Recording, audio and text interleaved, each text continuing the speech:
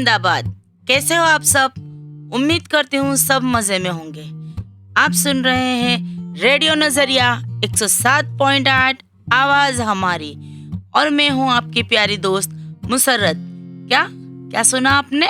नुसरत? नुसरत नहीं, मुसर्रत। सोच रहे होंगे आज मैं सिर्फ बातें ही करूंगी या कुछ शेरो शायरी भी सुनाऊंगी। हाँ, सुनाती हूँ। अर्ज किया है, मंजिल से आगे बढ़कर मंजिल तलाश कर, मिल जाए दरिया तो समंदर तलाश कर। अरे वाह वाह तो कीजिए। चलो, शेरो शायरी तो हो गई, तो आइए अब आपको सुनाती हूँ एक ऐसी महिला की कहानी जिन्होंने बहुत मुसीबतों का सामना किया। तो आइए सुनते हैं गौरी बेन की कहानी, उन्हीं की जुबानी। મારું નામ ગૌરીબેન દુધાભાઈ પરમાર, જમાલપુર 4 રસ્તા, ધનજી પરસોત્તમની ચાલી. તમે અહીંયા ક્યાંથી રહો છો? મારો લગ્ન કર્યા 17 વર્ષે લગ્ન કર્યા બેન. 17 વર્ષે લગ્ન કર્યા. પહેલા નાની ઉંમરમાં લગ્ન કરતા હતા. 1976 માં લગ્ન કર્યા. એ પછી લગ્નમાં ઘરવાળો સારો નતો અને ટીબીની બીમારી હતી. પહેલા ક્યાં જોવા જાળવાનું નતું. મા બાપ જે કરતા હતા એ સહી હતો. એમાં આદમીનો ટીબી હતો તે 12 મહિના 2 વર્ષ જેવું થયું. બાળ બચ્ચા કઈ થયા ને આદમી મરી ગયા. આદમી મરી ગયા તો મારી બાના ઘરે 2-3 વર્ષ રહી. 2-3 વર્ષ રહી તે સારું ખોટું જેમ તારે મારી ઉંમર કટકટ 20 વર્ષની થઈ ગઈ. પછી તોય તમારા જેવા કેવા જવાન છોકરીને બેસાડી ના રખાય. પછી મારે એક ભાભીનો છોકરો હતો તે મને બહુ આલો હતો. તે મેં મારા છોકરા લઈને ઉરડી ખાઉં તો મારી ભાભી કે આ છોકરો હું તમને લખ્યા લે ગયા. પછી એ છોકરો મને લખાડવાનું કીધું તો છોકરો 82ની સાલમાં મારા ભાભીનો છોકરો નદી પડી મરી ગયો 3 વર્ષની ઉંમરમાં. એટલે મને બહુ આઘાત લાગ્યો કે મારું જીવન ખરાબ થઈ ગયું. એના પર જ હું જીવવાની રહી. એટલે મારી ભાભીને કે હવે તમારે ના રહેવાય ગૌરીબેન, હવે તમારો જે આશરો હતો ને એ લૂંટો. મને ઘરે આપવાનું કીધું હતું, છોકરો આવવાનું કીધું. પછી મારો ભત્રીજો મરી ગયો ને મારું જીવન બેસ્ટર થઈ ગયું. 83માં પાછું એક જણ સગું લાયા. બીજું સગું મેં કર્યું. એ બીજું સગું એવું કર્યું ને તે વિશ્વાસે કર્યું. છોકરો રાહુલિયન સપનીઓ હતો, મા બાપ નતા અને ભરોસા ઉપર કર્યું. હવે અમે અહીંથી લાવવાનું 5 અહીંથી લાવવાનું કઈ નોકરી ધંધો કરતો હતો ને હું ઇલેક્ટ્રિક નોકરી કરી એના વિશ્વાસે સગું કર્યું. તો 2 મહિના પછી તલાક લઈ લીધા મેં. એ મારા જૂના ઘરવાળાના 5 છોડીઓ, એક છોકરો, 6 છોકરાની માં મરી ગઈ. એ ભાઈ મને જોવા આવ્યા. એટલે મેં શું વિચાર્યું કે કદાચ હું મારા ઘેર હોત તો મારા 2-3 છોકરા ના હોત. આવો મેં ગણતરી કરી. આ ગણતરી કરીને મેં વાત કરી. પણ મારી બાને શું કેમ કે તું આટલા બધા છોકરાઓ પર જાય કે તો મને 3 છોકરીઓને એક છોકરો જ બતાવ્યો હતો બેન. 5 છોકરીઓ મને નથી બતાવી. 5 છોકરીઓ ના બતાવી, 3 છોકરીઓ બતાવી ને એક છોકરો બતાવ્યો. કે તું આટલી ઉંમર વાળા આદમી જોડે જઈએ તો ચિંતા થઈને બાપાએ રૂપિયા લીધા હશે, છોકરીને વેચી હશે. એવું પણ મેં શું ગણતરી કરી, કામ નામ બેસી જાય મારી જિંદગી ખરાબ થઈ જશે. એટલે મેં થોડું બધું ઢીલું પોતું મૂકી અને મારી જિંદગી માટે આગળ વધી. પછી 2 મહિના થયા તો મારી ભાભીને બધા જોવા આવ્યા. મારી મોટી છોકરીને પરણાયેલી હતી, એના ઘેર એક બાબો હતો. એ બધી પછી મને ખબર પડી. મને ખબર પડી મારા 17 વર્ષ પૈણી ગઈ. છોકરાને તો બૈરા લાયા. મારા છોકરીઓ બોલ્યો છે, છોકરાએ મને મારી હશે, છોકરો મને જેવું તેવું બોલ્યો છે એવું મને છોકરો કહેતો. છતાં પણ મારા આદમી તો નિયોરો બોલા, દેરાણીઓ બોલા કે એનું બૈરું લાવો તે બૈરાનું સાંભળ, છોકરાનું સાંભળતો નહીં. મારા આદમી 2 બાજુ દુઃખ હતું. પણ મારા આદમી મને મારઝૂડ કરતા હતા. તે છતાં પણ હું કોઈ દિવસ મારા પિયરમાં જઈ નહીં. મારા મા બાપની પરિવર્તન મેં આવી હતી ને મને મારી બાઈ માથે હાથ નતો મૂક્યો કે મારું અપમાન થઈ જાય. મેં ભલે હું તમારા ઘેર નહીં આવું, પણ આ પાર્ક પેલી પાર્ક જૂઠું બોલીને જીવનનું પાપ નહીં વળવાનું, સત બોલીને ચાલવાનું. સતની કસોટી બહુ હોય. એટલે સત ઉપર ચાલવું. આજે એના પપ્પા મરી ગયા, 20 વર્ષ થઈ ગયા. એક મારા પેટનો છોકરો હમ, મારી એક છોકરી, છોકરીને પરણાયેલી 2 બાબલા, મારો એક છોકરો રૂડિયો. મને એને બહુ દુખાવ્યું. મારું તમામ ઘર બરબાદ કરી નાખ્યું. મને પેટ દુખ્યું. હું કોની આગળ ગઉં એટલે કોઈને કહી શકતી નહીં, કહી શકતી નહીં. માર્કેટ જતી હતી, એ માર્કેટ જઈને જીવનનું ભરણ પોષણ કર્યું. આજે 20 વર્ષના પપ્પાને થઈ ગયા. છોકરો 10 વર્ષ નોકરી ના, મારું આખું ઘર બરબાદ કરી નાખ્યું. એમાં આજે મારી 63 વર્ષની ઉંમર હોય. હવે મારા હાલના હાલતા નહીં. અત્યારે મારા છોકરાને ભગવાનની વળી સદબુદ્ધિ આલી, મોટા છોકરાને. અત્યારે મારો છોકરો રામ બની ગયો. અત્યારે મારો છોકરો મને પૂજે. છોકરાનો છોકરો તો બહાર ગયો લંડન. પણ ભગવાને એને એટલી સદબુદ્ધિ આલી કે મારી ભાઈના પપ્પાના મમ્મીના કરતે મારી પર 4 હાથ. દાદી ચિંતા ના કરતા હું બેઠો. મારું દેવું એવું છે કે હું ભરીશ. છોકરીના મકાન માટે થઈને 3 લાખ ખર્ચો કર્યો. છોકરી આ મકાનમાં રહી છે. છોકરીને દેવું મારા માટે. છોકરીને દાગીના થોડા સટ્ટાનો ધંધો કર્યો, આમાં દાગીના મેં ગીરે મૂક્યા ને વેચાઈ ગયા. છોકરાને લાઈને એવી એટલે બે માં દીકરો મળીને કર્યો. પણ એવું થઈ ગયું બેન થોડું સમય એટલે છોકરી તારે મારે ભેગું રહ્યા. 5 વર્ષ છોકરી ભેગું લાયા થયા. અમારા છોકરીને પૈસા આપવાના. ભગવાન કહેશે જો મારો રામ કરશે તો એના પૈસા આપીને મારી છોકરી મકાન ખાલી કરી નાખીશ અને પછી અમે શાંતિથી રહીશું. છોકરાના લગ્ન તારે થયા નહીં. છોકરો તારે 7-8 મહિનાથી મારા મોટા છોકરાની નોકરી લગાવ્યો. તે દમાલની ગાડી મારા છોકરો નોકરી જાય છે. દારૂ અત્યારે બંધ થઈ ગયો. 12 મહિનાથી દારૂ બંધ છે અને થોડી અત્યારે 50% શાંતિ છે. भगवान मारो नाथ काल जगन्नाथ जे करे खरू. वेलकम टू रेडियो नजरिया 107.8 आवाज हमारी और मैं हूँ आपकी प्यारी दोस्त मुसर्रत. नाम तो याद रहा ना. कुछ लोग थे के वक्त के सांचे में ढल गए, कुछ लोग थे के वक्त के सांचे में बदल गए. ऐसे ही हमारी गौरी बहन जो वक्त के सांचे में ढल गए. रेडियो नजरिया आवाज हमारी. वेलकम टू रेडियो नजरिया 107.8 आवाज हमारी और मैं हूँ आपकी प्यारी दोस्त मुसर्रत. अब मैं आपको सुनाने जा रही हूँ एक ऐसी महिला की कहानी जिन्होंने 5 साल की उम्र में ही अपने पापा को खो दिया. जैसे कि हम जानते हैं पूरे परिवार के लिए अपना जीवन समर्पित करने वाला एक ही इंसान होता है और वो है पिता. लेकिन कई बार जीवन में पिता का साथ जल्दी छूट जाता है. तभी हमें उनकी एक एक जिम्मेदारियां वो कैसे निभाते थे उसका एहसास होता है और उनकी कमी खलती है. ऐसे ही आज की कहानी में मीनाक्षी बहन ने 5 साल की उम्र में अपने पिता को खो दिया.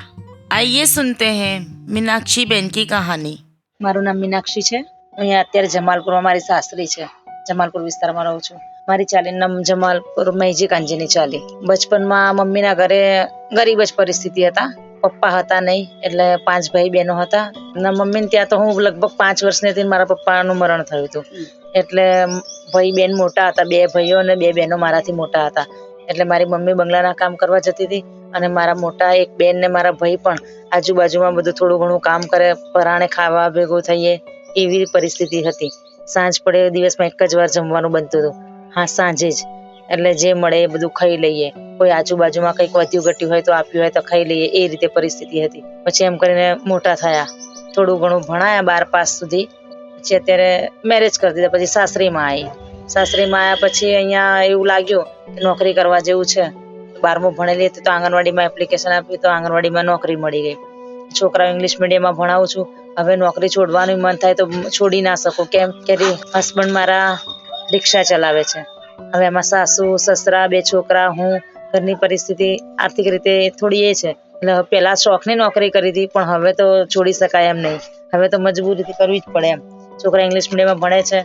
હજી મોટા થતા વાર લાગશે એટલે થોડી અત્યારે આર્થિક પરિસ્થિતિ એ છે, નબળી છે.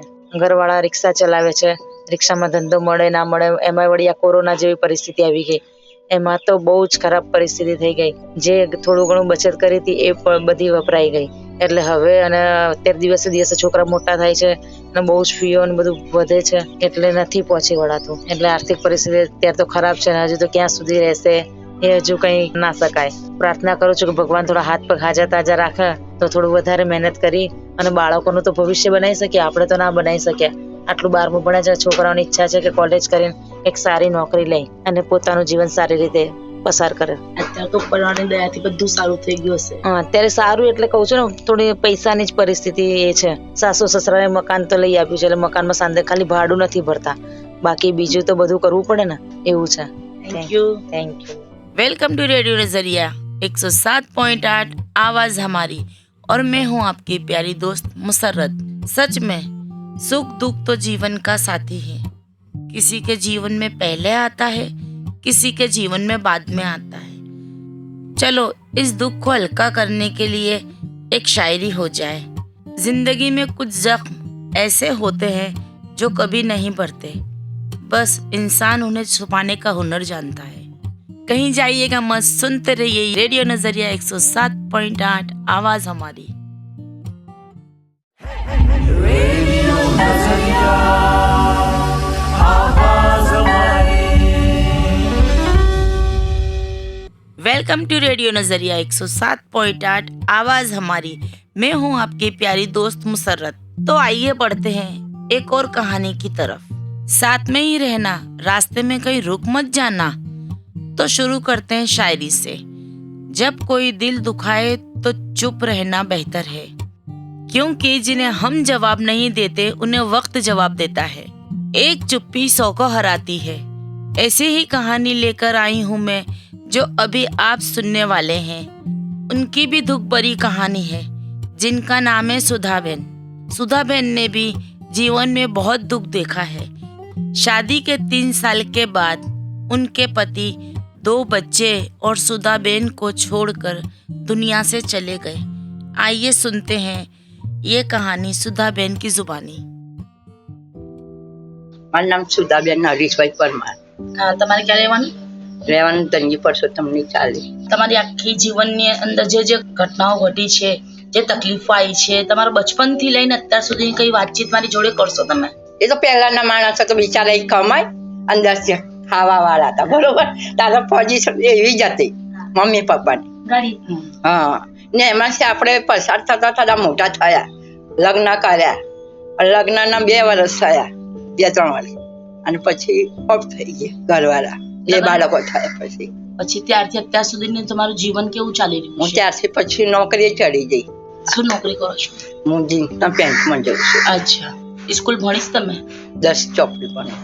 પછી કેવી રીતે તમે છોકરાઓને બચપણથી છોકરાઓ 2 વર્ષના થયા, એમના ભણાયા ગણાયા, બધું જ કર્યું. નોકરી જતી, સાંજે આવું તો ઊંઘતા હોય, સવારે જવું તો ઊંઘતા જ હોય બાળકો.